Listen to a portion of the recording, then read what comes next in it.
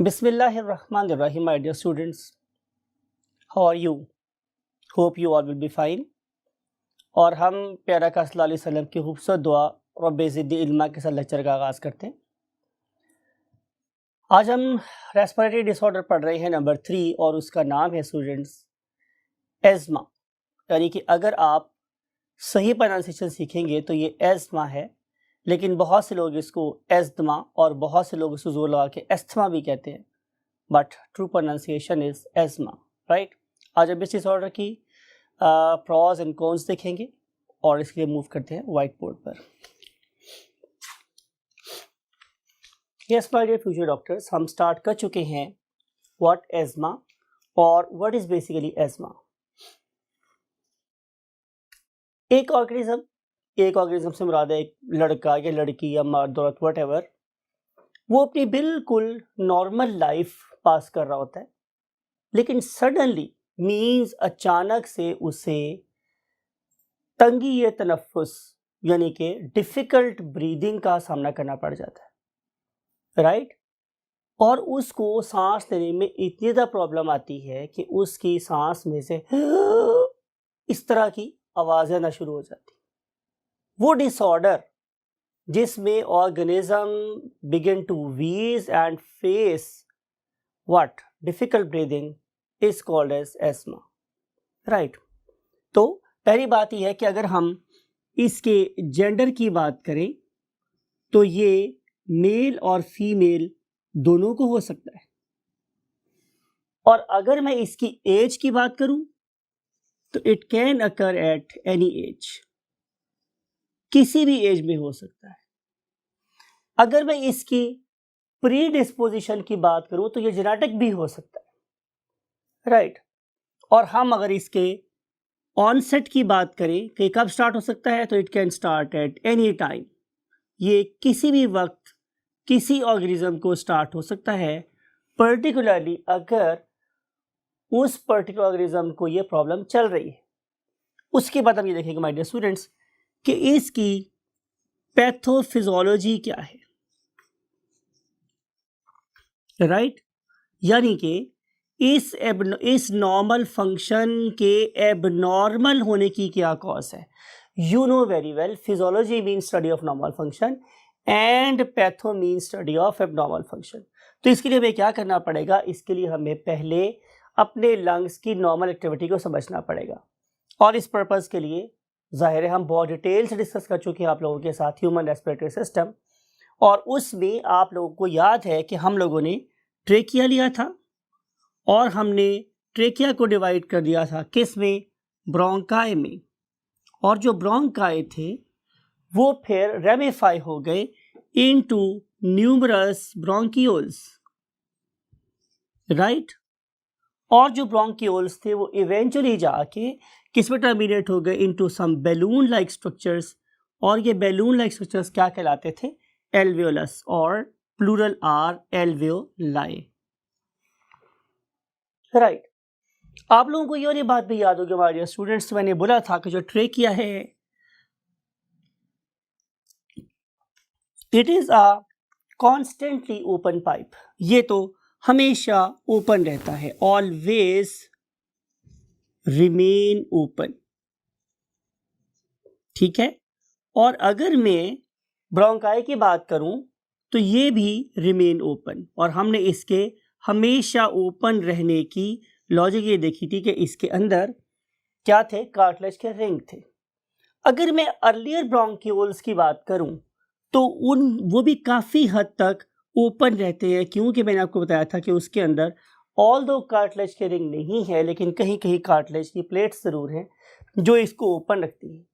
लेकिन जब हम लोग डीपर ब्रोंकियोल्स में जाते हैं तो फिर इसके अंदर से हर किस्म की कार्टिलेज ख़त्म हो जाती है, और मैंने आपसे डिस्कस भी किया था कि इन पर्टिकुलर ब्रोंकियोल्स की मैं अगर बात करूँ तो उनका डायमीटर ऑलमोस्ट सिर्फ 1 मिलीमीटर रह जाता है। अब इतने छोटे पाइप को ओपन रखने के लिए जिस चीज़ से कुदरत ने मुझे सहारा दिया वो दो चीज़ें थी, आपको याद होगा। उनमें से एक चीज़ थी स्टूडेंट्स मेरे पास, क्या, yes well done, smooth muscles, right. Smooth muscles थे, और नंबर 2 पे जो चीज थी मेरे पास वो क्या थी, सरफेक्टेंट, राइट। ये दो फोर्सेस थी जो मेरे इन ब्रोंकियोल्स और बैलून्स को क्या रखती हैं, हमेशा ओपन रखती हैं। फिर आप लोगों को एक बात और भी याद होगी कि हम लोगों ने एल्वेओलाई के बारे में ये बात कही थी कि इनके पास एक ख़ास किस्म की प्रोटीन होती है जिसे हम लोग इलास्टिन बोलते हैं, ये यहाँ पे प्रेजेंट होती है, राइट। और इलास्टिन बेसिकली इन बैलून्स को रिकॉइलिंग फोर्स देती है। रिकॉइल का मतलब होता है अपनी शेप को दोबारा से गेन कर लेना, राइट। अब होगा हमारे साथ माय डियर स्टूडेंट्स ये कि खुदा न खास्ता अगर कोई पर्सन पेशेंट है एस्मा का, तो उस पर्टिकुलर केस में क्या होगा, इन पर्टिकुलर स्मूथ मसल्स की रिलैक्सेशन हो जाएगी। They will not undergo contraction, sorry they will undergo contraction, they will not relax, ठीक है। अब जब ये कॉन्ट्रैक्ट करेंगे तो इनकी कॉन्ट्रैक्शन की वजह से हमारी एल्वियोलाई का डायामीटर ड्रास्टिकली डाउन हो जाएगा, डायामीटर विल रिड्यूस ड्रास्टिकली, बहुत ज़्यादा कम हो जाएगा। और जब आपका डायामीटर कम होगा तो आप लोगों के लंग्स की जितनी ऑक्सीजन डिमांड है उसको बहुत कम सप्लाई होगी। अब सवाल ये है कि आखिर इस पर्टिकुलर ट्यूब्यूल का या ट्यूब का डायामीटर बहुत तेज़ी से रिड्यूस क्यों हो जाता है, तो उसके लिए हम लिखते हैं एक टर्म जिससे मेडिकल साइंस में बोलते हैं एटियोलॉजी, और एटियोलॉजी का मतलब होता है कॉज, ठीक है। ऑल तो हम इसके बारे में हमेशा यही बोलते हैं कि exact etiology is not known, हमें सही कॉज नहीं पता है, लेकिन हम ये ज़रूर क्लेम कर सकते हैं कि इन सारे केसेस में क्या होता है डियर स्टूडेंट्स कि यहाँ पे एबनॉर्मल रिएक्शन शो करती है body.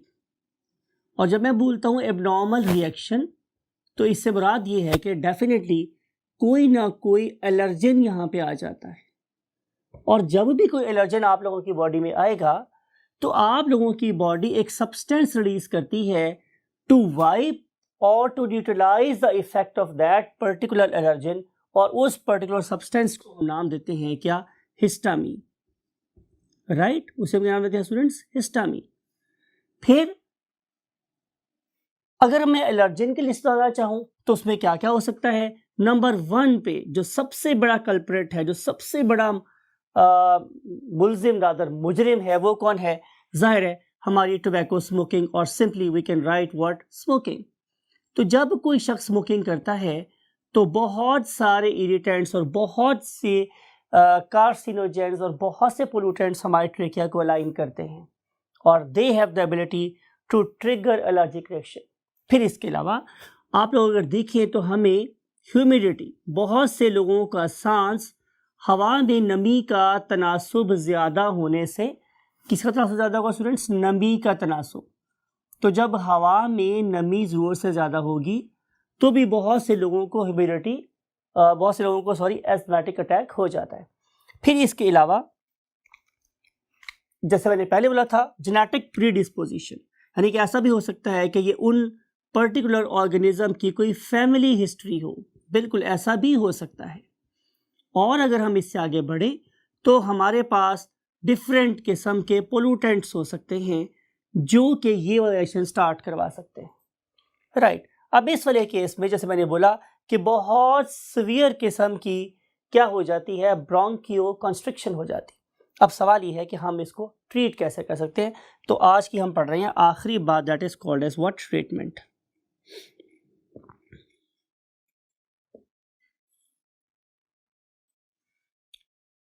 You know my dear students कि हमने सबसे पहली बात क्या कही है कि इस ऑर्गेनिज्म को जो सबसे बड़ी प्रॉब्लम ये है कि इस पर्टिकुलर ऑर्गेनिज्म के ब्रोंकियोल्स और ब्रोंकाई का डायमीटर बहुत कम हो गया है ड्यू टू ब्रोंकियल कॉन्स्ट्रिक्शन। तो मुझे सबसे पहले कोई ऐसी मेडिसिन देनी है जो कि क्या करेगी, डेफिनेटली ब्रोंकियो डायलेशन करवाएगी, ब्रोंकियो डायलेशन। और आपको पता है डायलेट का मतलब ये होता है कि हम किसी चीज़ के डायमीटर को खुला कर रहे हैं, बड़ा कर रहे हैं। For example I am not drawing up to the scale कि अगर उस ऑर्गेनिज्म का नॉर्मल साइज था किसका, ब्रोंकियोल का, तो after asthmatic attack it may reduce to this one, और मेडिसिन जब इसकी बॉडी में जाना शुरू होगी तो आहिस्ता आहिस्ता इसका जो डायमीटर है it will regain it's normal size.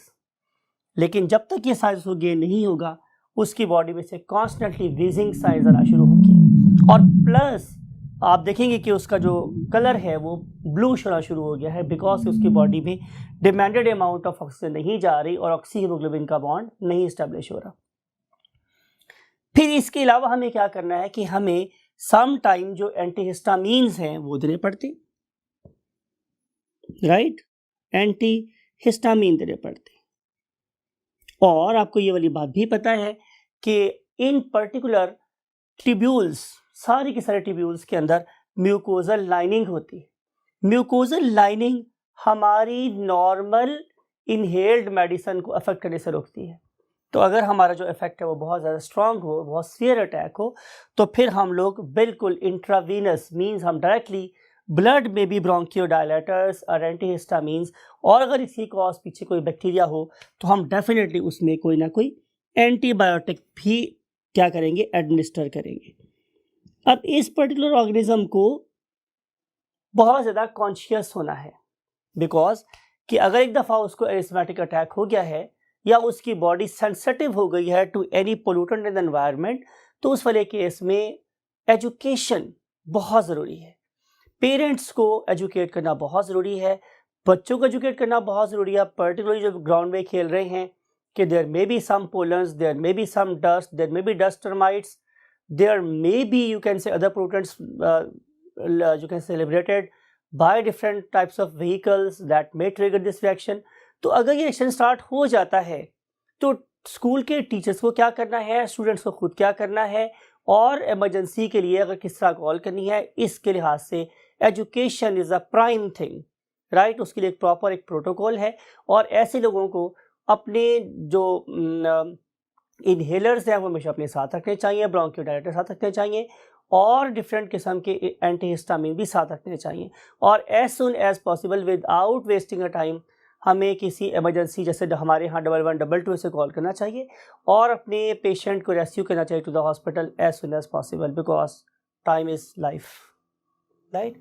So that's it. और अब हम इसके बाद स्टडी करेंगे नेक्स्ट टॉपिक, एंड दैट वाली topic is called as emphysema.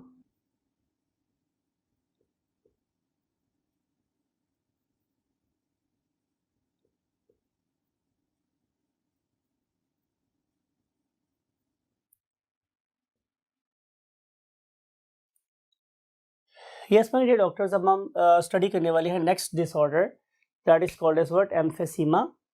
और एम्फीसीमा को अंडरस्टैंड करने के लिए वही बात है कि आप लोगों को अंडरस्टैंड करनी है सबसे पहले क्या, फिजियोलॉजी ऑफ लंग्स। और आपको मैंने भी डिस्कस किया है कि फिजियोलॉजी का मतलब ये है कि हमारे लंग्स नॉर्मली कैसे काम कर रहे हैं। You know study of the normal function is called as physiology, ठीक है। तो मैंने अभी आपसे डिस्कस किया था अभी पिछले वाले टॉपिक में कि हमारे जो ब्रोंक्यूल्स हैं they have got certain special type of what ending, समझ लें उसको मैं आप लोगों के लिए कुछ यूं ड्राइंग कर रहा हूँ, राइट। वैसे तो इसको अंडरस्टैंड करवाने के लिए जो बेस्ट चीज़ आपको होनी चाहिए वो ये है कि आप अपने माइंड में बंच ऑफ ग्रेप्स, एक अंगूर के गुच्छे की आप तस्वीर अपने माइंड में बनाएं, या आप ये समझ लें कि अल्लाह रब्बुल इज़्ज़त ने हमारे लंग्स का जो सरफेस एरिया है वो कैसे इंक्रीज़ किया हुआ है। ये सारी बातें आपसे पहले हो गई हैं, लेकिन चूँकि ये टॉपिक ऐसा है इसलिए दोबारा से इनको कोरिलेट करना है सारी बातों को। कि आपको याद है हमने ये बात कही थी कि अगर ये मेरे पास एक बहुत बड़ा सर्कल हो तो इसके अगर मैं एक्सचेंज ऑफ गैसेस करवाना चाह रहा हूँ फॉर एग्जांपल, तो वो सिर्फ और सिर्फ इस एरिया में पॉसिबल है। लेकिन अगर मैं इस बड़े सर्कल की पार्टीशंस कर दूं समथिंग लाइक इट, कुछ ऐसे कुछ ऐसे ऐसे, तो आपको पता है कि हम इस पर्टिकुलर बड़े बॉल के अंदर बहुत से छोटे छोटे बॉल्स को क्या कर सकते हैं, फिल कर सकते हैं, राइट। अब पहले जो एरिया था एक्सचेंज ऑफ गैस का वो सिर्फ इस पर्टिकुलर पेरिफेरी के साथ था, लेकिन अब हर छोटे बॉल की सरफेस के ऊपर एक्सचेंज ऑफ गैस हो सकता है। इसको हमने पहले कैसे पढ़ा था, पार्टीशन के सेंस में पढ़ा था कि अगर मैं अपने लंग्स की पार्टीशन बढ़ा दूं तो आप लोगों के लंग्स किसी फ्रॉग के लंग्स की तरह से बैलूनिश नहीं होंगे बल्कि स्पंजी हो जाएंगे। हमने ये बात बहुत दफ़ा डिस्कस किया है कि हमारे लंग्स बैलूनिश नहीं हैं, हमारे लंग्स स्पंजी हैं, right. They consist of literally billions of balloons, right. और उन छोटे छोटे बैलून्स को हम नाम के देते थे एल्वियोलाई, राइट। अब मैंने आपसे ये बात कही है कि जितने ज़्यादा हमारे पास एल्वियोलाई होंगे उतना ही ज़्यादा rate of exchange of gases होगा। सो एक्सचेंज ऑफ गैसेस का रेट यानी कि आपके सांस लेने में आसानी किस पे डिपेंड कर रही है कि आपके लंग्स में कितने बैलून थे पैदाइश के वक्त और आपने कितने उनमें से फाड़ लिए या फट गए, राइट। जो हम बूढ़े होते हैं ज़ाहिर हमारे लंग्स में डिफरेंट किस्म की इन्फेक्शंस होती हैं और हमारी वो जो इन्फेक्शंस हैं वो इस पर्टिकुलर टाइम पे या इस पर्टिकुलर प्लेस पे फॉर एग्जांपल अगर ऑब्स्ट्रक्शन कॉज कर रही हैं तो क्या होगा स्टूडेंट्स कि ये वाले बैलून्स जो बहुत डेलिकेट हैं और एंड पे लगे हुए हैं they can undergo popping. Popping का मतलब है फट जाना, राइट। अब आप ये इमेजिन करें कि अगर इन पर्टिकुलर बैलून्स में से ये बैलून फट गया, राइट, और फिर फॉर एग्जांपल उसके बाद ये वाला बैलून फट गया, फिर उसके बाद फॉर एग्जांपल ये वाला बैलून फट गया, तो क्या ख्याल है माय डियर स्टूडेंट्स, हमारे इस पर्टिकुलर एरिया में एक्सचेंज बढ़ा या कम हुआ? तो डेफिनेटली चूंकि ये पार्टीशंस कम हो गई हैं तो वो वाला सरफेस एरिया जो पहले अवेलेबल था फॉर एक्सचेंज ऑफ गैसेस अब वो अवेलेबल नहीं रहा, राइट। इट मीन्स कि एम्फीसीमा वाले केस में हमारे पास यही हो रहा है कि कॉन्स्टेंटली मेरे जो बैलून्स हैं वो फटते चले जा रहे हैं, they are literally in billions. लेकिन जब ये फटना शुरू होते हैं और ख़ास तौर पे बूढ़ी एज में तो हमारी जो गैस बॉडी में जा रही है और हमारी जो गैस बॉडी में से बाहर आ रही है मीन्स ऑक्सीजन एंड CO2 उसकी रेशो बहुत बुरी तरह डिस्टर्ब होती है और ये एक लीडिंग कॉज बन जाती है ज़ाहिर है एक शख्स की दुनिया से जाने की। अब सवाल ये है कि इस पूरे के पूरे प्रोसेस में सरफेस एरिया के अलावा किसी और चीज़ का रोल भी हो सकता है, तो इसको आपने ज़रूर गौर से सुनना है। लुक एट दिस, अगर आप लोग अब एक बैलून की एग्जांपल ले रहे हैं, आप लोग ले एक बैलून, ये है स्टूडेंट्स आप लोगों के पास एक बैलून, राइट। आपने यहाँ पे अपने होंठ लगाए और होंठ लगाने के बाद अब आप लोगों ने इस बैलून को इन्फ्लेट करना शुरू कर दिया। जाहिर है कि आप इसके अंदर फोर्सफुल क्या कर रहे हैं, इन्फ्लेशन कर रहे हैं। आप लोगों का मुंह, आप लोगों के लंग्स उस पर्टिकुलर बैलून को भरते चले जा रहे हैं, तो इस पर्टिकुलर बैलून का जो वॉल्यूम है वो भी आहिस्ता आहिस्ता क्या होगा, बड़ा होता चला जाएगा, राइट। क्या इस पर्टिकुलर बैलून में से हवा आप निकालेंगे? तो आंसर इज नो। आप जैसे इसको अगर यहाँ से छोड़ देते हैं ओपन तो बहुत तेजी से ये वाली हवा इसी रास्ते से आपकी तवक्को से भी ज़्यादा स्पीड से बाहर निकल जाएगी। क्यों भैया, आपने देखो जोर लगा के भरा था, फिर जाहिर है कोई ऐसी फोर्स होगी जो इस पर्टिकुलर एयर को बहुत तेजी से बाहर निकाल रही है। तो आप बताएंगे कि सर बिल्कुल ऐसा ही है, बिकॉज कि इस पर्टिकुलर बैलून की जो वॉल्स हैं they are made up of what, rubber, ठीक है ना, लेटेक्स की बनी हुई है, रबड़ की बनी हुई है और उनके अंदर क्या होती है, इलास्टिक फोर्स होती है, राइट। और इलास्टिक फोर्स कोई भी ऐसी फोर्स है जो किसी भी बिगाड़ को रिस्टोर करवाती है। मिसाल के तौर पे कि अगर आप लोगों के पास ये एक स्प्रिंग है, राइट, ये स्प्रिंग है आप लोगों के पास, अब आप लोग इसकी मोटाई और इसकी लेंथ को अपने माइंड में रखें। अब आप इस स्प्रिंग को ऐसे खींच दें तो आपको क्या पता चलेगा स्टूडेंट्स कि इस फोर्स लगने के बाद ये स्प्रिंग पतला और लंबा हो गया है, राइट। मैंने फोर्स लाई किस डायरेक्शन में, ऑपोजिट डायरेक्शन में, ये मेरी फोर्स थी। लेकिन जो ही मैं स्प्रिंग को छोड़ता हूं तो ये दोबारा से अपनी इसी फॉर्म में वापस आ जाता है। वो कौन सी चीज थी जिसने इसको इसी लेंथ में वापस करवाया? तो आंसर है elastic force, right. Physics chemistry में आप ऐसे किसी और वे में पढ़ेंगे, लेकिन मैं यहाँ पे बता रहा हूँ कि वो फोर्स कौन सी है, इलास्टिक फोर्स। उस इलास्टिक फोर्स ने उस पर्टिकुलर स्प्रिंग को अपनी एबनॉर्मल शेप को रीगेन करने में हेल्प की। यही वाला हल हमारे बैलून के साथ भी हुआ। मैनी अपनी एयर इन्फ्लेट करके उस पर्टिकुलर रबर या लेटेक्स को क्या किया, इन्फ्लेट किया। लेकिन जो ही मैंने वो वाली फोर्स ख़त्म की तो इलास्टिक फोर्स डोमिनेट कर गई और उसने सारी की सारी एयर को यहाँ से बाहर निकाल दिया। यही काम हमारे क्या कर रहे हैं, एल्वियोलाई कर रहे हैं, राइट। तो जब आप इनहेलेशन करते हैं तो आप लोगों के एल्वियोलाई दे बिकम इन्फ्लेटेड, वो बड़े बड़े हो जाते हैं, राइट, ये बड़े बड़े हो जाएंगे। और जो ही आप लोग एक्सपायर करने लगते हैं तो बेसिकली आप हवा को बाहर नहीं खींच रहे होते हैं, आप हवा को अंदर तो फोर्सफुली लेके जा रहे हैं, लेकिन हवा को आप बाहर नहीं भेज रहे होते, बल्कि इन पर्टिकुलर एल्वियोलाई के अंदर स्पेशल किस्म की प्रोटीन जिसे हम क्या बोलते हैं, इलास्टिन, वो एक्टिवेट हो जाती है, वो इस पर्टिकुलर बैलून को कंप्रेस करती है। तो फ़बई अला रब्बिकुमा तुकज़्ज़िबान वाली बात है कि यहाँ से जो हवा है ये ऑपोजिट डायरेक्शन में मीन्स बाहर की तरफ मूव करना शुरू कर देती है। सवाल ये है कि एम्फीसीमा की क्या कॉजेज़ हैं। तो आंसर मैंने आपको बताया है कि 2 कॉजेज़ है। पहली कॉज मेरे पास ये थी कि यहाँ पे इन पर्टिकुलर एल्वियोलाई की पॉपिंग से मीन्स इनके बार बार फटने से क्या हो रहा था कि surface area for the exchange of gases वो रिड्यूस हो रहा था। प्लस प्रॉब्लम क्या आई मेरे पास कि डिफरेंट किस्म के एलर्जेंस या पोल्यूटेंट की वजह से, पर्टिकुलरली मैं बार बार आपको बता रहा हूँ कि वो क्या वर्ड है, smoking, right. Smoking literally kills. वो लोग जो बोलते हैं कि स्मोकिंग कोई इफेक्ट नहीं होता, they live in fools paradise, right. ये कोई आर्गूमेंट नहीं है कि मैं ये बात करूं कि जनाब वो बंदे सिगरेट पिए वो 100 साल जिया, लेकिन आप ये बात करते हुए आप उन लोगों को भूल जाते हैं जिनको अल्लाह ताला ने 17 वर्ष की ज़िंदगी जी थी और वो 40 वर्ष की उम्र में ही मर गए, right. Wherever we want to being scientist we want to utter a statement, तो हम हमेशा स्टैटिस्टिक्स की बात कर रहे होते हैं, हम प्रॉपर डाटा कलेक्ट करते हैं, प्रॉपर रिसर्च करते हैं और रिसर्च करने के बाद डाटा प्रेजेंट करते हैं। हम लोग ये बात कर रहे हैं कि एम्फीसीमा, लंग कैंसर और ब्रोंकाइटिस, ये जो डिसऑर्डर्स है इनका ताल्लुक हमारे रेस्पिरेशन के साथ है, वो स्मोकर्स में 90% ज़्यादा है as compare to non smoker से। तो ये बड़े क्लियर स्टैट है, ये कोई 10 और 12% का खेल नहीं है, ये कोई 10 और 20% का खेल नहीं है, ये 10 और 90% का खेल है। इट्स अ ह्यूज डिफरेंस, और ये ह्यूज डिफरेंस डेफिनेटली कौन कॉज करवा रही है, हमारी स्मोकिंग।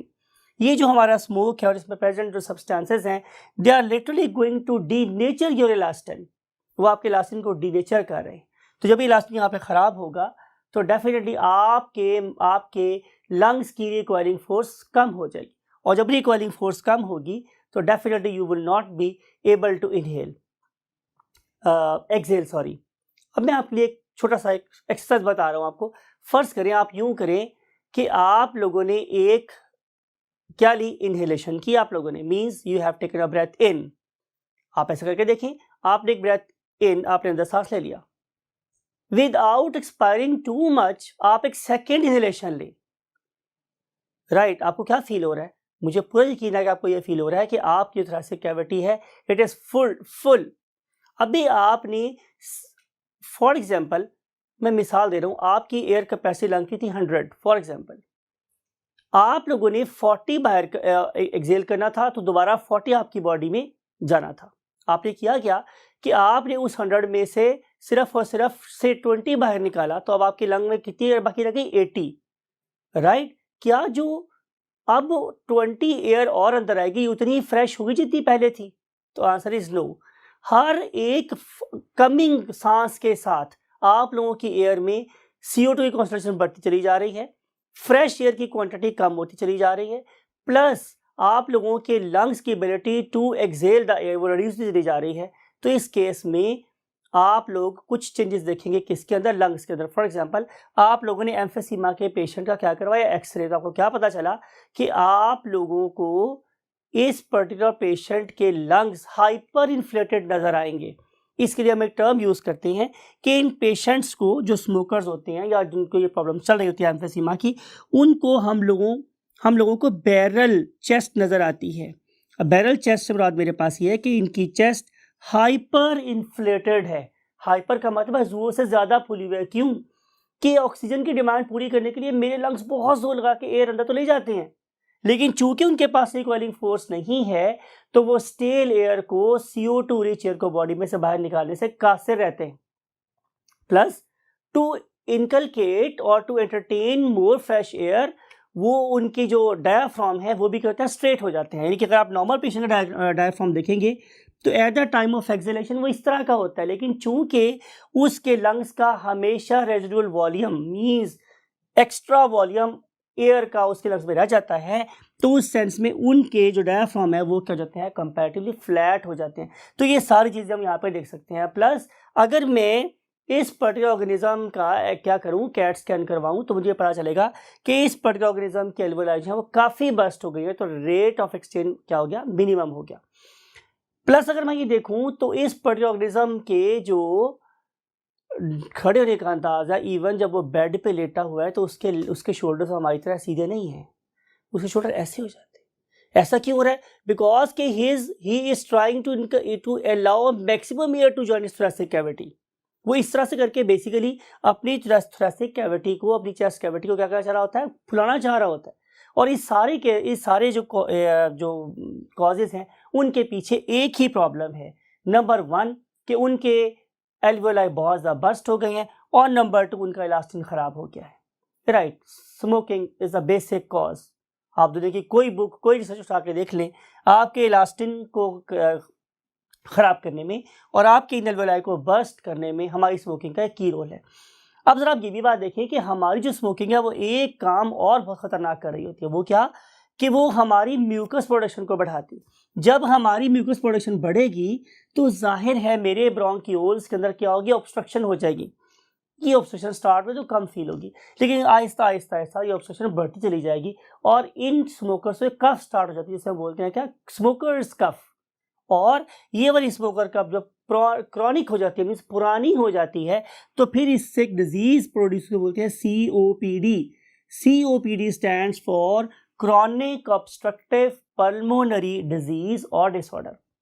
राइट, ये क्रॉनिक ऑब्स्ट्रक्टिव पल्मोनरी डिसऑर्डर क्या कर रहा है कि जो बाहर से आने वाली फोर्सफुल एयर है उसकी थोड़ी बहुत फ्लेम, बलगम या जिसे हम म्यूकस बोल रहे हैं वो पीछे हो गई, तो एयर क्या हो गई, अंदर आ गई अंदर।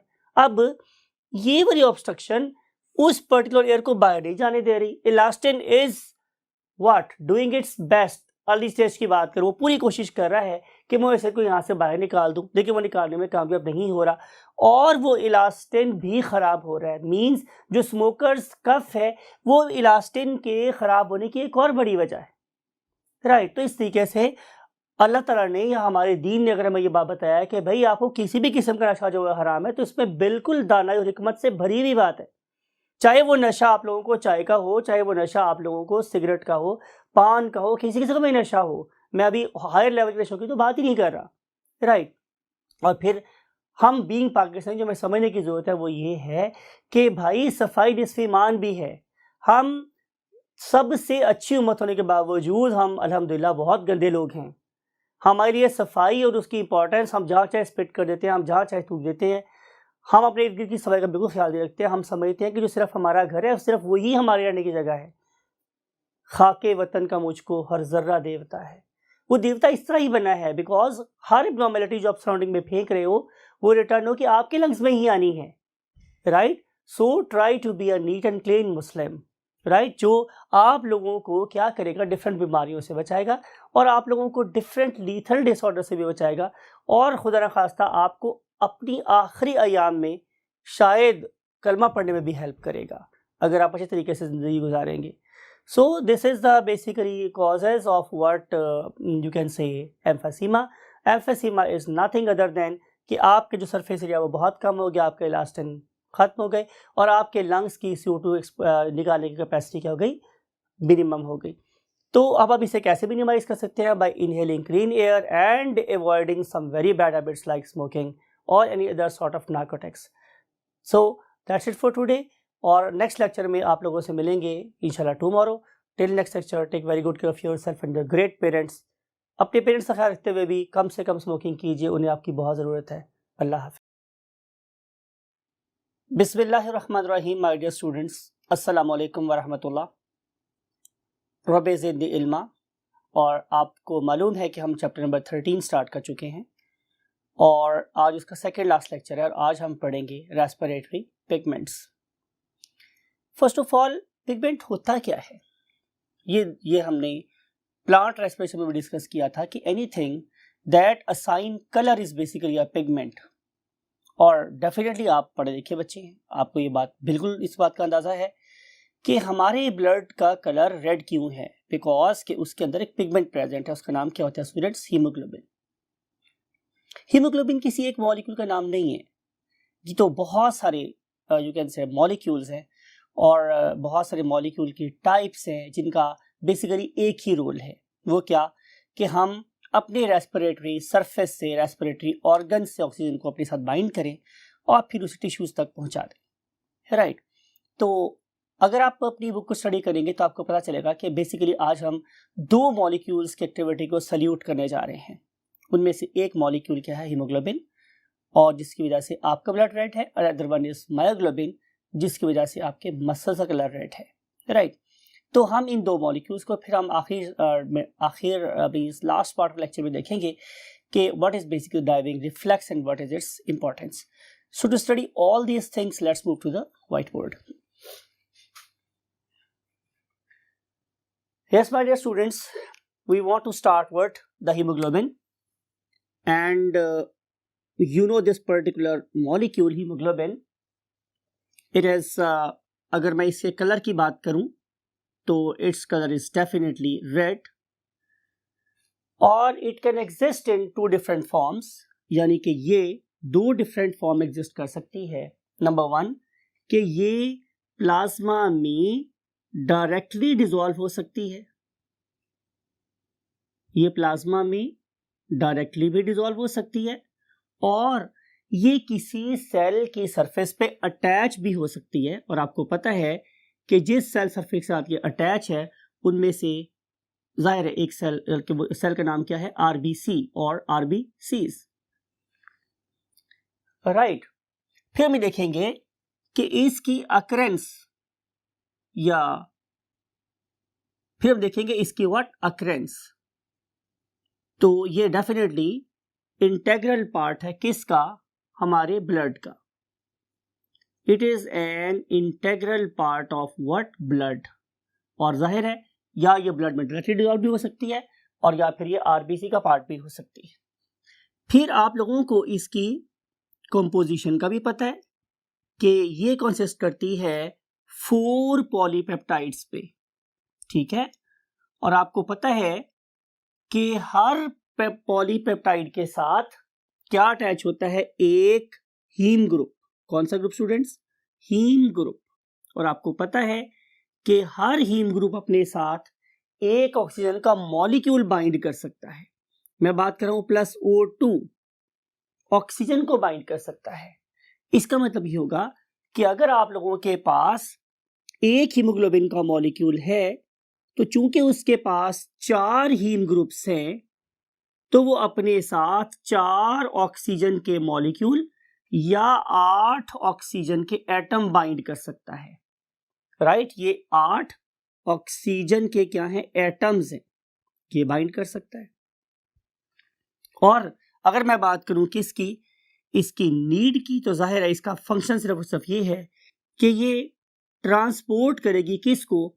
ऑक्सीजन को from the respiratory surface to the oxidizing cells, right. आपके ऑक्सीडाइजिंग सेल को O2 चाहिए तो ये O2 कौन सप्लाई करेगी? जाहिर है आपकी ऑक्सीजन। फर्ज कर लेते हैं कि अगर आपका 100 ml ब्लड किसके साथ प्रोवाइडेड है? हीमोग्लोबिन के साथ, तो ये सप्लाई कर सकता है कितनी? 75 ml ऑक्सीजन, राइट। लेकिन अगर आप लोगों के पास हुआ क्या students? 100 ml blood without oxygen, ठीक है, हम बात करें हैं विदाउट O2, तो ये सिर्फ से हमें सप्लाई करेगा 1 ml ऑफ ऑक्सीजन।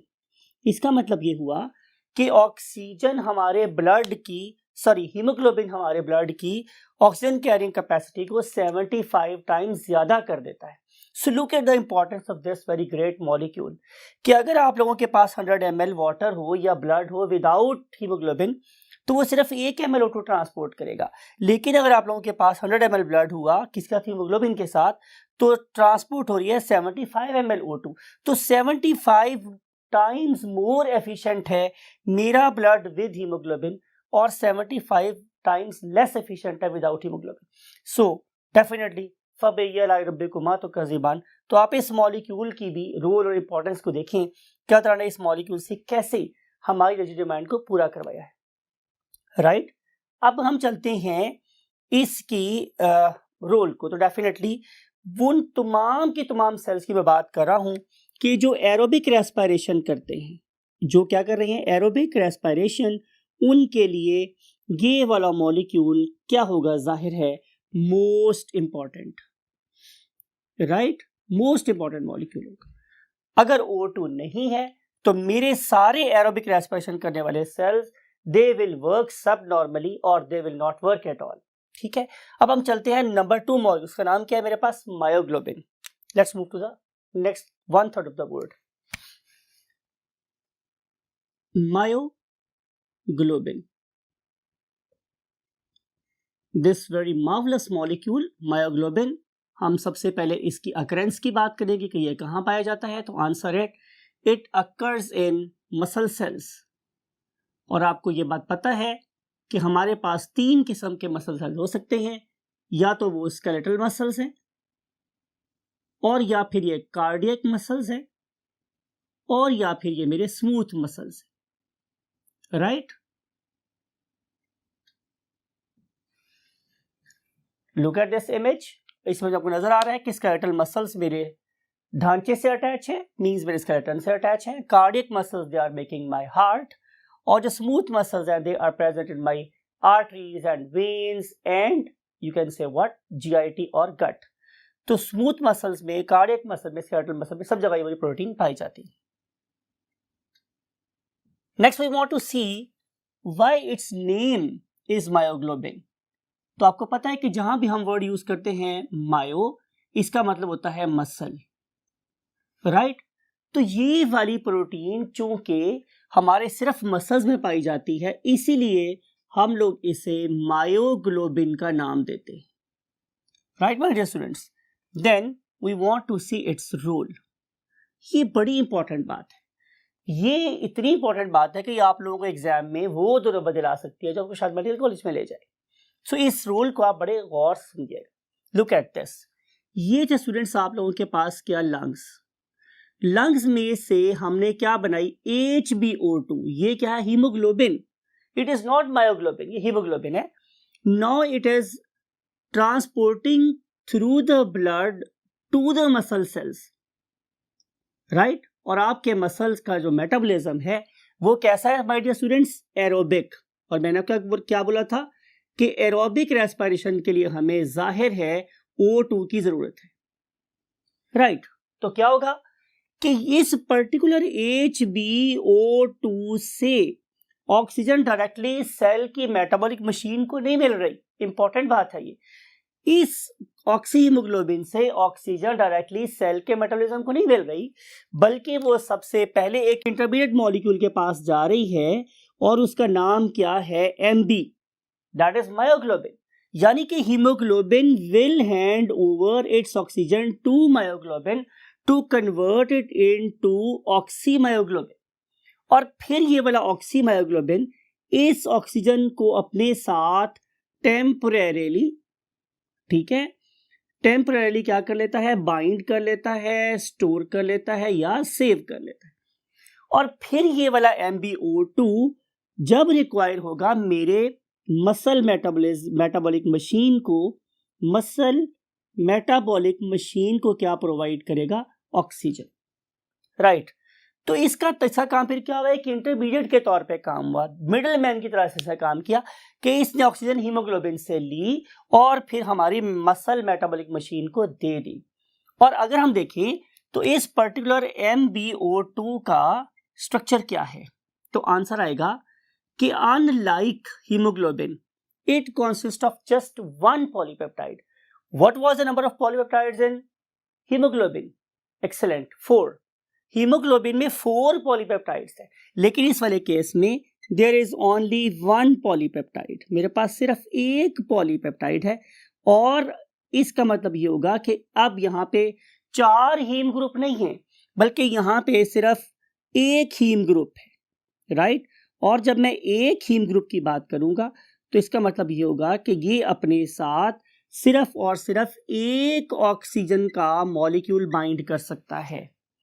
वो कितने कर सकता था? 4 ऑक्सीजन मॉलिक्यूल। ये कर सकता है सिर्फ 1 ऑक्सीजन मॉलिक्यूल। लेकिन अल्लाह रब्बुल इज्जत की यहाँ पे आप आर्किटेक्चर को देखें कि अल्लाह रब्बुल इज्जत ने जहां पे जो चेंज करवाई है वो क्या है? एफिनिटी की। भाई देखें, अगर हमारी मायोग्लोबिन की मोहब्बत ऑक्सीजन से ज्यादा ना होती एज कंपेयर टू हीमोग्लोबिन के, तो हीमोग्लोबिन ऑक्सीजन मायोग्लोबिन को कैसे देती?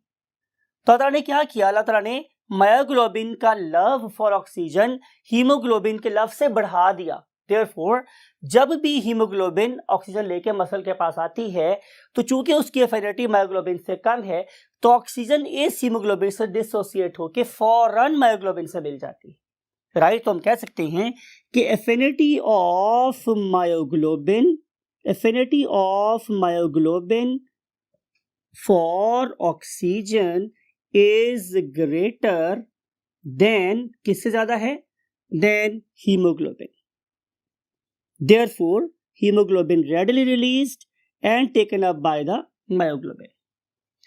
जब आप लोगों का मसल नॉर्मल एक्टिविटी कर रहा होता है तो क्या होगा? ऑक्सीजन आहिस्ता से सप्लाई हो रही होती है। लेकिन जो ही आप लोग क्या करते हैं, आप स्ट्रेनस एक्सरसाइज में जाते हैं। स्ट्रेनस का मतलब होता है कि आप लोगों ने बहुत जोर लगा एक्सरसाइज कर ली है, तो आपको पता चलेगा कि अब आप लोगों की ऑक्सीजन डिमांड ज्यादा हो गई है, तो हमारी मायोग्लोबिन भी सूटेबल नहीं रहती या सफिशिएंट नहीं रहती किसके लिए? एरोबिक रेस्पिरेशन के लिए। तो हमारा मसल फिर एन एरोबिक रेस्पिरेशन स्टार्ट कर देता है। वहां पे प्रोड्यूस करवाएगा व्हाट? Lactic acid. और जो ही लैक्टिक एसिड प्रोड्यूस होगा तो हमने पढ़ा था कि हमारे मसल में हो जाएगी फटीग, और ये हमारे मसल को करना शुरू कर देगी डैमेज, और ये बताएगी कि no it is the limit. अगर आप इससे ज़्यादा काम करोगे तो आपके मसल को डैमेज होना शुरू हो जाएगा। तो ये एक एरर सिग्नलिंग का काम भी करवा रही। That's it for haemoglobin and myoglobin. और अब हम चलते हैं आज के आखिरी टॉपिक की तरफ, जिसका नाम मेरे पास क्या है? Diving reflex. हम स्टडी कर रहे हैं आज का लास्ट टॉपिक, और टॉपिक का नाम है व्हाट? Diving reflex. अब इस पर्टिकुलर टॉपिक में हम लोगों को 2-3 बातें ज़ाहिर है बहुत ज़्यादा कॉन्सेंट्रेट करनी है, जिनमें सबसे पहली बात यह है कि डाइविंग रिफ्लेक्स की अक्रेंस कहाँ है, मींस किन ऑर्गेनिजम्स में डाइविंग रिफ्लेक्स स्टार्ट हो सकता है। तो आंसर ये है माय डियर स्टूडेंट्स कि ये स्टार्ट होता है in organisms that live in water, means कि वो क्या है? एक्वेटिक एनिमल्स हैं। अब आपको ये बात याद है कि हमारे वाटर में 2-3 चीजें सोर्स ऑफ ऑक्सीजन हो सकती हैं। उनमें से एक चीज मेरे पास क्या थी स्टूडेंट? Skin, right. और नंबर 2 मेरे पास क्या था? गिल्स। और नंबर 3 थिंग्स मेरे पास क्या है? Lungs, right. गिल्स और स्किन, ये दोनों की दोनों चीजें कॉन्स्टेंटली वाटर में से ऑक्सीजन को हार्वेस्ट कर सकती हैं। लेकिन जहां तक लंग्स की बात है तो लंग्स को हम लोगों ने एयर से फिल करना होता है। Lungs can harvest oxygen only from air. तो इसका मतलब ये होगा कि डाइविंग रिफ्लेक्स ऑर्गेनिज्म में स्टार्ट होगा कि जिनके पास लंग्स रेस्पिरेटरी ऑर्गन है। Can you name any organism कि जो पानी में रहता हो और वो लंग्स से वो अपनी एयर से लंग्स को फिल करता हो? तो डेफिनेटली आप आंसर देंगे कि sir it should be a mammal, because fishes के पास तो गिल्स होते हैं, और गिल्स तो सबसे ज्यादा एफिशिएंट ऑर्गन है। मैंने आपको पढ़ाया था किसमें? For aquatic respiration. लेकिन मैमल्स ऐसा नहीं कर सकते। और कैन यू नेम, आपको चैप्टर नंबर 10 याद आया हो, अगर आप किसी ऐसे ग्रुप का नाम बता सकते हैं जो मैमल हो और पानी में रहता हो, तो डेफिनेटली आप कहेंगे कि ये कोई फिश लाइक मैमल है। और जो फिश लाइक मैमल है उसका ताल्लुक जिस ग्रुप से होता है उसे हम लोग नाम देते हैं सिटेसिया, राइट। और इसमें 2 मेन ऑर्गेनिजम्स आप उनके नाम ले सकते हैं सिटेशियंस में। नंबर 1 आपको पता है डॉल्फिन, ठीक है। और जो दूसरी चीज आपको माइंड में आनी चाहिए वो क्या होनी चाहिए? एनीबॉडी? Yes, perfect, whale. दूसरा ऑर्गेनिज्म क्या है मेरे पास? व्हेल। तो ये फिश लाइक मैमल्स हैं। Remember these are not fishes, ये मैमल्स हैं। तो मैमल्स के पास जो रेस्पिरेटरी ऑर्गन है दैट इज अ लंग। और ये वाले organism they are very excellent deep divers, right. तो जब ये सतह समंदर पे होते हैं तो वो अपने लंग्स को पूरी तरीके से भर लेते हैं किसके साथ? ऑक्सीजन के साथ। Now they are acting as what? Oxygen tanks and then they dive deep into the oceans.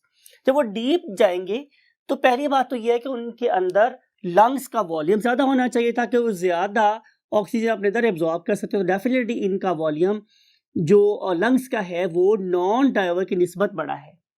Plus अगर आप लोग पर ml इसके अंदर ऑक्सीजन की क्वांटिटी की बात करें तो इनके अंदर हीमोग्लोबिन की क्वांटिटी भी ज्यादा होती है as compare to non diverse.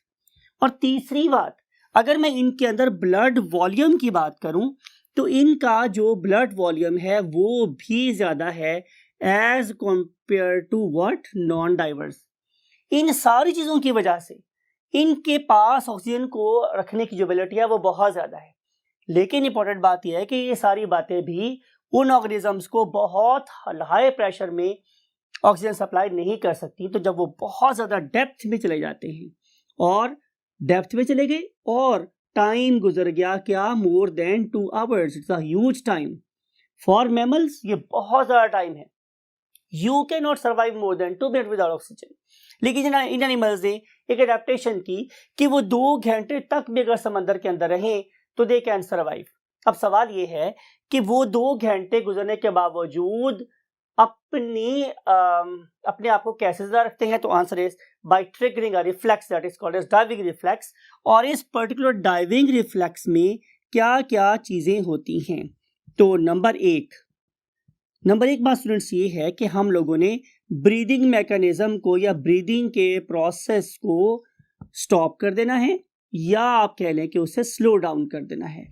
Considerably, बहुत ज्यादा हद तक स्लो कर देना है। नंबर 2 बात ये है कि हम लोगों ने इन वाइटल, वो वाले ऑर्गेनिज्म जो वाइटल नहीं है या नॉन वाइटल ऑर्गन्स को हम लोगों ने ब्लड सप्लाई कैसी कर देनी है? कट ऑफ, या फिर उसे कर देना है मिनिमम, राइट। और हम लोगों ने अब सिर्फ और सिर्फ एक सर्किट ऑपरेट करना है। और वो सर्किट क्या है? वो सर्किट है स्टूडेंट्स दिस वन, कि आप लोगों का हार्ट अब सिर्फ और सिर्फ मोस्ट वाइटल ऑर्गन को ही ब्लड सप्लाई कर रहा है, that is called as what? Brain. आपको पता है कि आपका ब्रेन सबसे ज्यादा सेंसिटिव है to the hypoxia. Whenever we use the term hypo, इसका मतलब होता है कम और ऑक्सिया का मतलब होता है oxygen, right.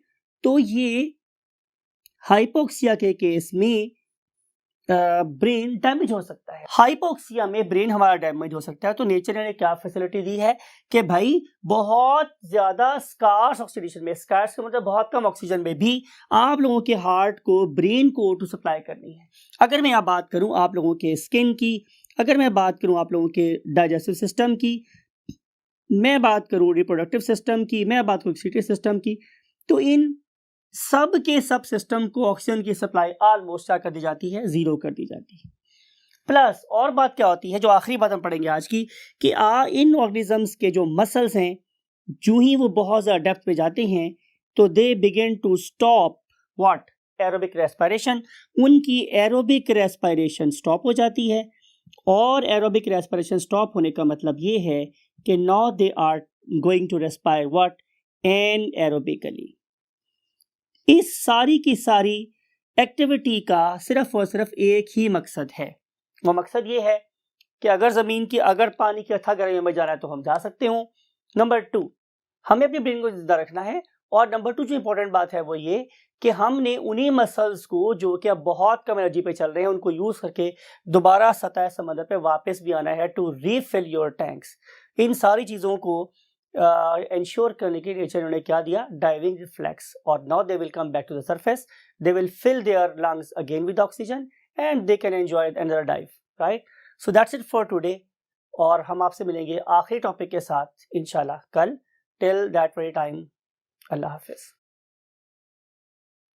Bismillahirrahmanirrahim, my dear students, hope you all will be fine, and I want to start my lecture with the very beautiful dua of Holy Prophet Rabbi zidni ilma। और आज कि हम चैप्टर फिनिश करने वाले हैं, that is chapter number 13, और आज इसका लास्ट लेक्चर है। और उस लास्ट लेक्चर का टॉपिक है लंग कैपेसिटीज़, राइट। क्यों पढ़ते हैं हम लंग कैपेसिटीज़? डेफिनेटली हमें इससे कोई फ़ायदा होता होगा, तभी तो हम लोगों ने इस पर्टिकुलर एस्पेक्ट के ऊपर रिसर्च की और प्रॉपर इसके लिए हम लोगों ने मीटर्स डिज़ाइन किए। And you know very well, जब भी हम किसी मीटर की बात करेंगे इसका मतलब है we want to measure something, right. और वो वाला मीटर जो आप लोगों की लंग कैपेसिटीज़ को मेजर कर सकता है या लंग के वॉल्यूम्स को मेजर कर सकता है, उसे हम क्या बोलते हैं? Spirometer, right. तो सवाल ये है कि why we want to use spirometer? Answer is we want to measure what? The state of the lung. से अगर आप कि मैं देखूं एज, फिर मैं आपका लिखूं क्या? जेंडर मीन्स योर सेक्स, आप मेल या फीमेल, या फिर अगर मैं आप लोगों के लंग्स की फिजिकल स्टेट को देखूं तो there is a great diversity हमें नजर आती है। मेल की लंग कैपेसिटीज और लंग्स वॉल्यूम ज़्यादा होते हैं एज कम्पेयर टू फीमेल के, और जब आप छोटे होते हैं तो आपकी लंग कैपेसिटी और होती है, और जब आप बिल्कुल मेच्योर हो जाते हैं आपकी लंग कैपेसिटीज और होती हैं।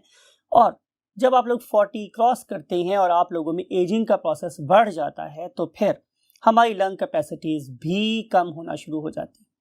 सो we can relate all these factors with the lung capacity. और इन सारी बातों को पढ़ने के बाद अगर खुदा न खास्ता हम में से कोई या हमारा पेशेंट हमारे पास किसी एलिमेंट के साथ आता है, it may be something like pneumonia, it may be some bronchitis, it may be something like emphysema, or maybe sometime like TB. Now we want to estimate कि उस पर्टिकुलर पेशेंट के lungs कितना काम कर रहे हैं, और उससे कोरेस्पॉन्डिंग हमें उसको कितनी CO2 मतलब प्रोड्यूस होनी चाहिए, कितनी CO2 ऑक्सीजन हमें उसको प्रोवाइड करनी चाहिए। तो ये वो सारी चीज़ें हैं जो डेफिनेटली एक कामयाब पल्मोनोलॉजिस्ट को और कामयाब करवाने में हेल्प करती हैं। और जाहिर है इसका फ़ायदा अल्टीमेटली किसको होता है? हमारे पेशेंट को होता है कि they may have some very easy respirations at the end of life, right. So in lung capacity study करने के लिए let's move to the white board. Hi my future doctors, we have already made a graph, rather basis of the graph, और इसमें you can see कि ये हमने जो graph बनाया है उसके दो एक्सेस हैं। One of them is called as X axis, and we have taken time in seconds along X axis, and then we have taken Y axis, और उसमें हम लोग क्या स्टडी कर रहे हैं? What? Yes, the volume of the air that may join my lungs, right. तो इसमें आपने देखा है कि हमने 1 2 3 4 5 यहाँ तक लिखा हुआ है, और 5 से ऊपर हमने डॉटेड लाइन शो की है।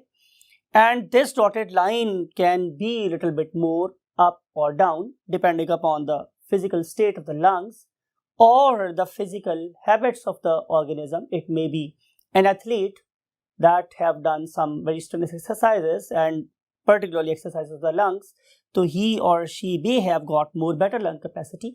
But if we look at the normal organisms, their lung capacity is just 5 liters, right? अब जब मैं 5 लीटर्स की बात कर रहा हूँ तो ये एक यंग मैन की बात हो रही है, यंग मेल की बात हो रही है, हम वुमेन की बात नहीं करें। खातून में या जो हमारी मोहतरमाएँ लड़कियाँ होती हैं उनके अंदर डेफिनेटली ये वही लंग कैपेसिटी मर्दों से कम होती है, राइट। अब कोई बंदा आपसे ये पूछते सी क्या लॉजिक है, तो आप बता सकते हैं कि मेल की बॉडी में जो अल्लाह ताला ने अमाउंट ऑफ मसल्स हैं वो ज़्यादा रखी है, amount of the cells depending upon oxygen वो ज़्यादा होते हैं, तो फिर जाहिर है उनके लंग की कैपेसिटी भी कोरेस्पॉन्डिंग ज़्यादा होगी। अगर हम इसको कुछ और तरीके से रिलेट करें तो हम यूँ भी कह सकते हैं डियर स्टूडेंट्स कि जो हमारे मेल हैं they are less susceptible to the elements of the smoking as compare to the female, तो फीमेल को तो पर्टिकुलरली किसी किस्म की स्मोकिंग से अवॉइड करना चाहिए, right. I hope you got the message that I want to deliver my upcoming female generations, right. सो हम कहना ये चाह रहे हैं कि मेल की जो टोटल लंग कैपेसिटी है that is greater than the female. So ये total lung capacity that is more or less equal to 5 liters. तो हम लिख रहे हैं यहाँ पे पहली term that is called as TLC. TLC stands for total lung capacity. It is equal to 5 liters or it is equal to 5000 ml. You know 1 liter consists of 1000 milliliters. So we can write 5 liter or 5000 ml, one and the same thing. ये कब होगी? जब आप लोगों ने अपने lungs को अपनी पूरी कोशिश करके क्या कर लिया? फिल कर लिया एयर से during the course of what? Inhalation. तो ये इस पर्टिकुलर 0 से लेकर इस पर्टिकुलर 5 लीटर तक पॉसिबल होता है एक एवरेज मेल, मेच्योर मेल में। अब हम चलते हैं कुछ स्पेसिफिक बातों की तरफ। आपने 2-3 बातों को बड़े गौर से देखना है। एक तो वैल्यू स्टूडेंट्स ये जो मैंने यहाँ पे लिखी है कि 1 litre, 2 litre, 3 litre, 4 litre, 5 litre, लेकिन मैंने लाइंस हर बेसिक फिगर के सामने नहीं लगाई हुई, बल्कि देखें यहाँ पे मैंने 1.5 पे एक वैल्यू लिखी हुई है। चले मैं डिफरेंशिएट करने के लिए इसको 1.5 लेबल कर देता हूँ ताकि आप आसानी से इसको अंडरस्टैंड कर सकते हो। ये मिक्स हो गया स्टूडेंट, सॉरी, हम इसको बिल्कुल सेंटर में लिख देते हैं आप लोगों के लिए। So it is 1.5 and then here is 2.5। आपने ये दो वैल्यूज भी अपना माइंड में जरूर रखनी। अब स्टूडेंट्स, अगर आप बहुत आराम सुकून से बैठे हुए हैं, you are not doing any activity, you are at rest और even if you are sleeping, तो क्या होगा कि आप लोग 1 मिनट में देखें 15 सेकेंड, 30 सेकेंड, 45 सेकेंड, 60 सेकेंड, तो आप लोग 1 मिनट में 4 to 20 ब्रेथ्स लेते हैं पर मिनट। तो आप लोगों का जो रेस्टिंग रेस्पिरेटरी रेट है RRR, रेस्टिंग रेस्पिरेटरी रेट, ये कितना होता है हमारे students? It is 16 to 20 breaths पर minute, right.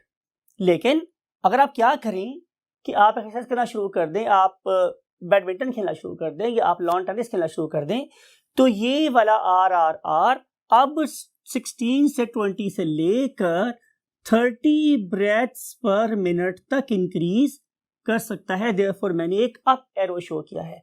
I always believe in better presentation because कि पेक्टोरल मेमोरी की अपनी एक इंपॉर्टेंस होती है। तो अगर आपको ये वाला अप एरो याद होगा तो आपको पता चल जाएगा कि पर मिनट हमारा जो रेस्पिरेटरी रेट है वो 10 ज्यादा हो सकता है देन नॉर्मल, 14 to 10 ज्यादा हो सकता है। बात समझ आ गई आप लोगों को?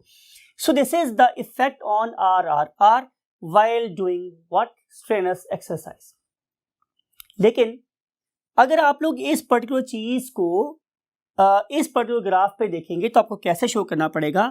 अब मैं टाइम की कैद से आजाद हो गया हूं, राइट। अब मैं आप लोगों को और कॉन्सेप्ट देना चाह रहा हूं, इसलिए अगर मैं ये लाइन में मिटा दूं तो आपको फर्क नहीं पड़ना चाहिए। इसलिए अब मैं यहां पे जो लाइन ड्रॉ कर रहा हूं, it is beyond the limitations of what time. अब फॉर एग्जांपल यहां से लेकर आप लोगों ने यहां तक क्या लिया? सांस लिया। कब? जब आप लोग रेस्टिंग पर थे।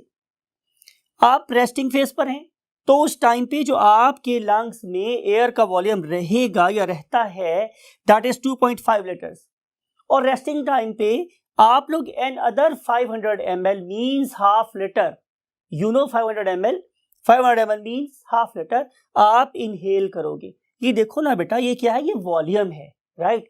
ये वॉल्यूम है। तो वॉल्यूम क्या कर रहा है?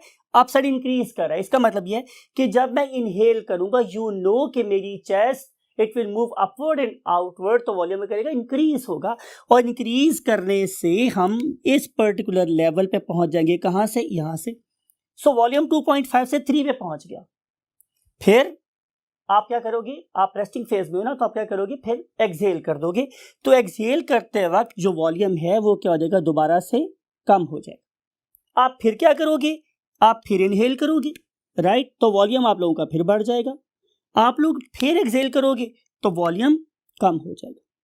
तो कॉन्स्टेंटली ऐसा हो रहा है कि हम इनहेल कर रहे हैं, एक्सेल कर रहे हैं, इनहेल कर रहे हैं, एक्सेल कर रहे हैं, कब हो रहा है? रेस्टिंग टाइम पे। तो जब आप बिल्कुल रेस्टिंग टाइम पे ये वाला कर रहे थे तो जितना वॉल्यूम ऑफ एयर मेरे लंग्स के अंदर आ रहा था और जितना बाहर निकल रहा था, हम उसे नाम कह देते हैं students tidal volume, TD, tidal volume. तो मैं यहां पे लिख रहा हूं what is TD, tidal volume, it is equal to resting respiratory volume, ठीक है, respiratory volume, and it is usually equivalent to 500 ml और 0.5 लीटर। राइट। मैंने आपसे क्या कहा?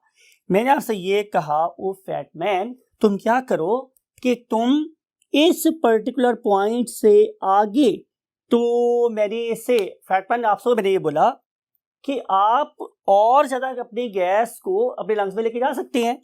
तो आपने फौरी तौर पे कहा या सलू कर दे, आई कैन डू इट, मैं ऐसा कर सकता हूं। तो सोचने वाली बात यह है कि जब आप लोगों ने अपने लंग्स को पूरे तरीके से फुला लिया, इन्फ्लेट कर लिया, तो आपके लंग्स में कितनी एयर और चली गई? तो आंसर था दिस मच एयर, ये वाली एयर, ये।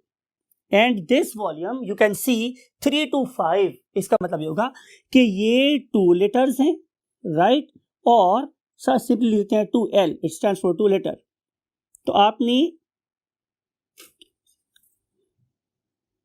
आपने 2 लीटर लिख दिया, या फिर आप लोगों ने क्या लिखा 2000 ml।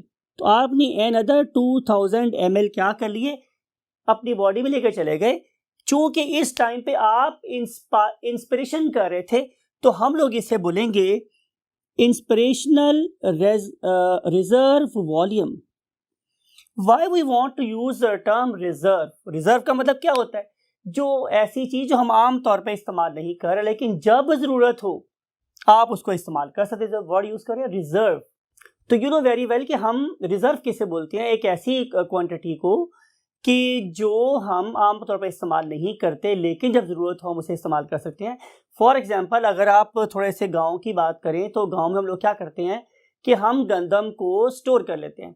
तो डिवाइस, अगर आप थोड़ा सा पंजाबी में बोले तो डिवाइस जिसमें हम लोग गंदम को स्टोर करते हैं हम बोलते हैं पड़ोला।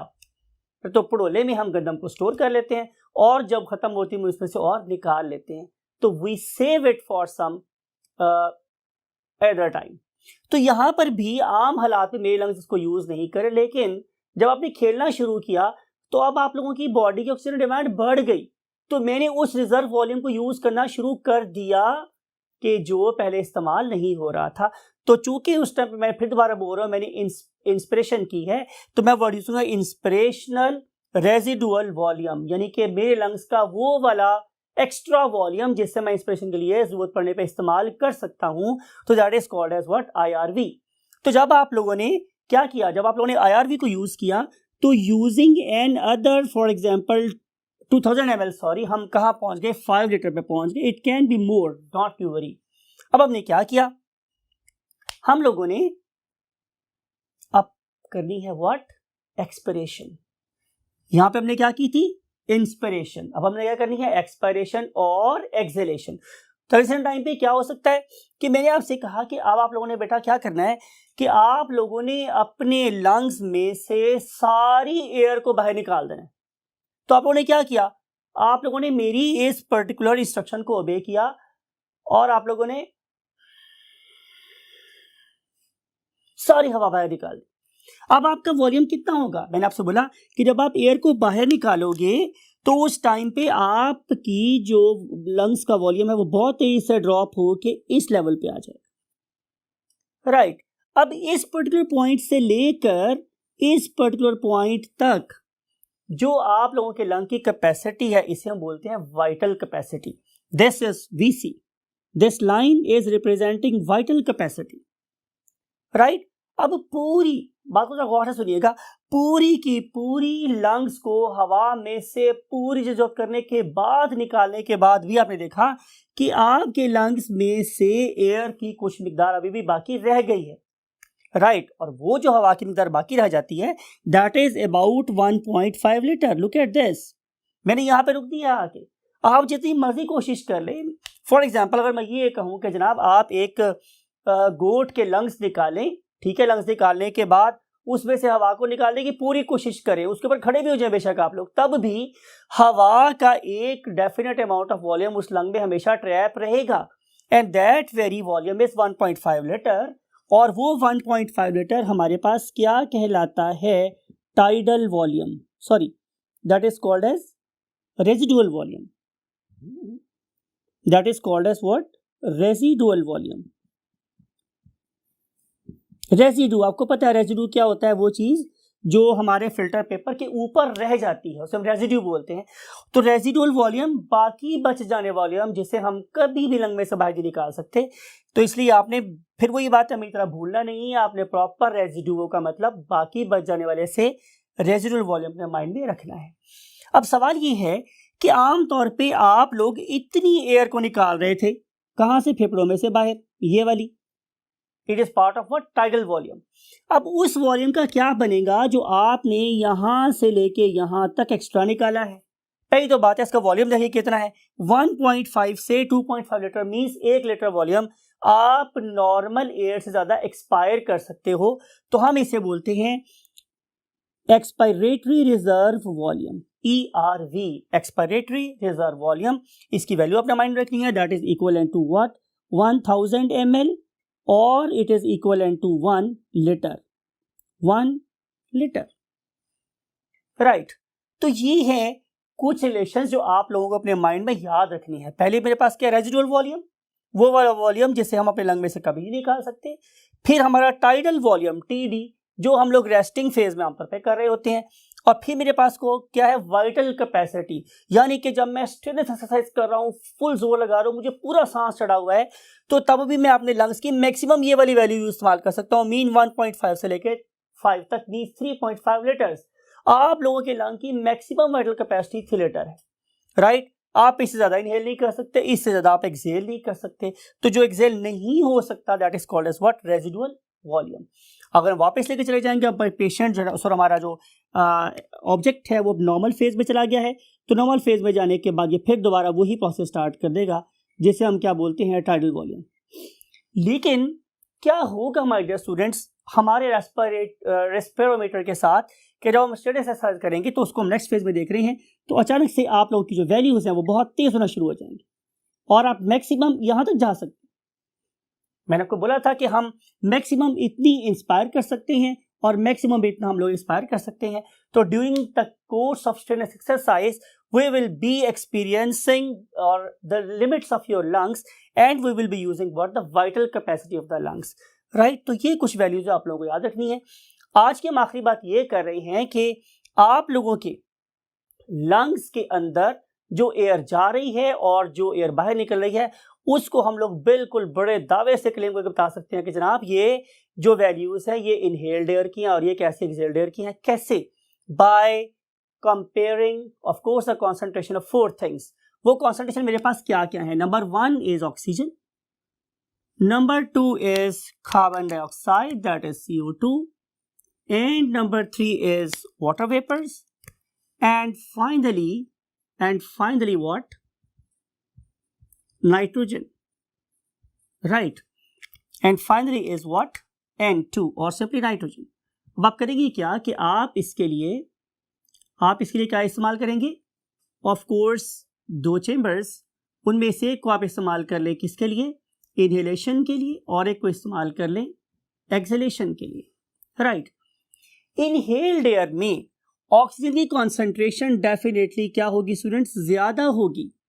आपको पता है कि हमारी सी लेवल पे इट इज 19.6 ml पर लीटर, इतनी ही यहां पर होगी हमारे पास, ठीक है। और अगर मैं CO2 की बात करूं तो CO2 मेरे पास 0.04% होती है हमारी एयर में। और जो मेरे वाटर वेपर्स हैं they are definitely variable, because कि आपको पता है कि अगर आप मई जून के मंथ्स की बात कर रहे हैं तो उसमें तो हवा में ह्यूमिडिटी का तनासुब बहुत कम होता है, लेकिन अगर आप बरसात के मौसम की बात कर रहे हैं तो वहां तो वाटर वेपर बहुत ज्यादा हो गए। तो इसलिए मैं यहाँ पे एक वर्ड लिख सकता हूँ, वो वर्ड क्या है? वेरिएबल। तो concentration of water vapour is variable, right. और जो मेरे पास नाइट्रोजन है students, nitrogen it is approximately 79%। अब देखना ये है कि after what the gaseous exchange हमारी इन वैल्यूज पे क्या फर्क पड़ता है। तो आंसर मेरे पास ये है कि जब मैंने O2 की बात की तो ये हो गई मेरे पास कितनी, 16%। इसका मतलब है कि 3.6% मेरे लंग्स में एब्जॉर्ब हो गई, राइट। और अब हम चलते हैं नेक्स्ट वाले केस में। तो जो मेरी कार्बन डाइऑक्साइड थी ये 0.04% से बढ़कर 4% हो गई। तो आप इमेजिन करें कि कितनी ज़्यादा CO2 मेरे लंग्स ने प्रोड्यूस की या मेरी बॉडी से प्रोड्यूस की, जिन्हें लंग्स ने एक्सहेल आउट कर दिया। और वाटर वेपर वो फिर अगेन क्या है हमारे पास वेरिएबल, बिकॉज कि ये डिपेंड करते हैं कि आपने क्या खाया था, आप लोग किस फिजिकल स्टेट में थे, और आप लोग एक्सरसाइज कर रहे थे या नहीं कर रहे थे, बिकॉज ये सारी की सारी चीज़ें मेरी बॉडी में मेटाबॉलिक वाटर के प्रोडक्शन को चेंज करती हैं और जाहिर है एक्सहेल्ड एयर को भी क्या करेंगी, जाहिर है चेंज कर देंगी। लेकिन इंपॉर्टेंट और बड़ी गौरतलब बात यह है स्टूडेंट्स, अगर ये वाली नाइट्रोजन पहले 79% थी तो अब भी 79% ही है। सवाल क्वेश्चन में आप लोगों से ये है कि क्यों, बिकॉज कि आपको पता है कि हमारे लंग्स में नाइट्रोजन ना तो एक्सक्रीट आउट हो रही होती है और ना ही इस पर्टिकुलर नाइट्रोजन को एब्जॉर्ब करने वाला कोई पिगमेंट मेरे पास मौजूद है। इसका मतलब ये होगा कि नाइट्रोजन जैसी मेरे लंग्स में जाएगी ऐसी ही अनअफेक्टेड बाहर निकल जाएगी, right. So that's it for today और that's it for chapter number 13। इस दुआ के साथ क्या ताला आप लोगों को इन तमाम वैल्यूज को अपने माइंड में स्टोर करने रखने की सलाहियत अता फरमाए और आप इन सारी बातों को सुन के अपने पेशेंट्स के लिए ज़िंदगी में बहुत फ़ायदेमंद साबित हों। मैं आपसे इजाज़त चाहता हूँ। Take very good care of your parents. अल्लाह हाफिज़।